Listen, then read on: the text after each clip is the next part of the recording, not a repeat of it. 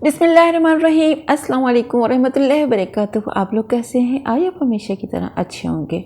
और आज हमारे किचन में बन रही है बहुत ज़बरदस्ती रेसिपी है और आप इस रेसिपी से ज़रूर बनाइएगा। चिकन में हमने डाली भिंडी। यानी अक्सर लोग कहते हैं भाई चिकन बनाया है सिर्फ भुना हुआ कौरमा बनेगा, ये बनेगा वो बनेगा। और घर में कुछ बुज़ुर्ग भी होती हैं, उनको चिकन कहते हैं वाइट मीट खाना होता है, लेकिन वो हर वक्त ऐसे खाना नहीं खा सकते, तो आप उनको इस तरह वेजिटेबल भी डाल के खा सकते हैं। और लेकिन मेरे यहाँ तो इस तरह पकता है। अच्छा, चिकन का सालन बनाया था। रज़ा जो है ना भिंडी नहीं खाते तो उनके लिए भुना हुआ उठाया, और मैं चिकन मुझे पसंद नहीं है तो मैंने पकाया था मटन में भिंडियाँ डाली। तो चले आते हैं अब रेसिपी की तरफ।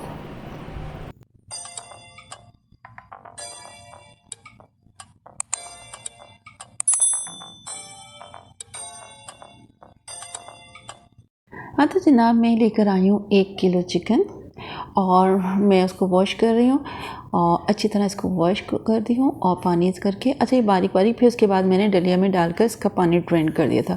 एक हाथ में मोबाइल पकड़ा हुआ है इसलिए थोड़ा सा मसला हो रहा है। अच्छी तरह इसको वॉश कर लिया। अच्छा, 1 किलो के मैंने बना है 2 पैकेट। अच्छी तरह इसको वॉश कर लिया, डलिया में डाल दिया, पानी एक्स्ट्रा स्ट्रेन हो गया और 2 अदद मैंने 2 पैकेट बनाए। आधा किलो का ये और आधा किलो अभी पका लूँगी। ठीक है, अभी इसके पकाने के लिए बहुत ही आसान तरकीब है। मैंने प्याज ब्राउन की पहले, असल वीडियो पता है वो क्या हुआ था, वो डिलीट हो गई। क्या हुआ, मेरे मोबाइल हाथ में था, नहीं हुआ। मैंने ऑयल लिया, उसमें प्याज ली 2 अदद और मीडियम साइज़ की, उसको सौते कर ली। और उसके बाद मैंने इसमें चिकन, अच्छा ये जो बन रहा है मटन पक रहा है दूसरे उसमें।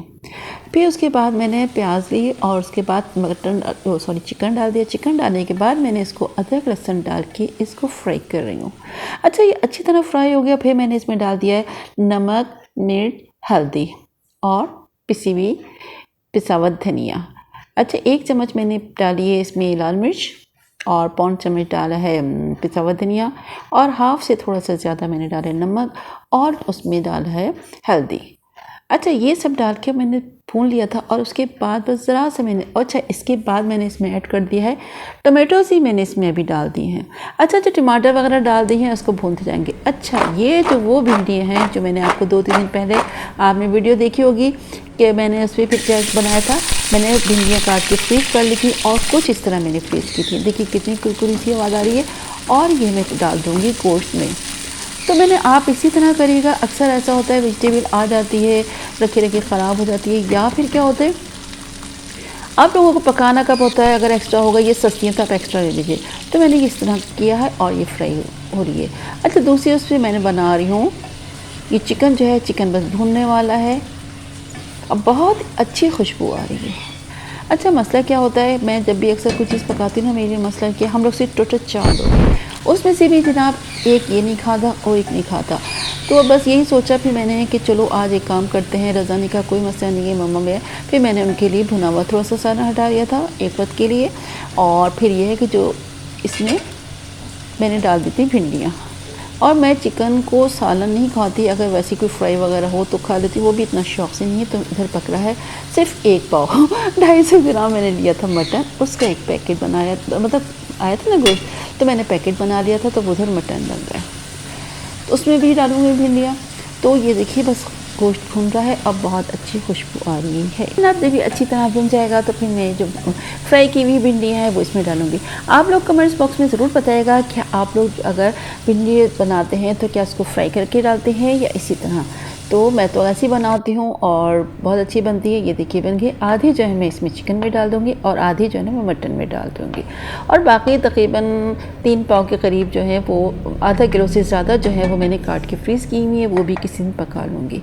तो बस मैंने उसमें थोड़ा सा पानी डाल दिया ताकि थोड़ा सा शोरबा बन जाए और उसमें ये भिंडियाँ सिर्फ 2 से 3 या 4 मिनट लगेंगी सिर्फ इसको गलने में, क्योंकि वैसे ही फ्राई करते हैं, फ्राई करने में अच्छी गल जाती हैं।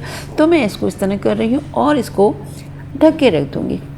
अच्छा, जब ये पक जाएगा तो बल्कि मैंने ये आपको बताना भूल गई, इसमें मैंने 1 अदद हरी मिर्च भी ऐड की है और बस ये पकने वाला है।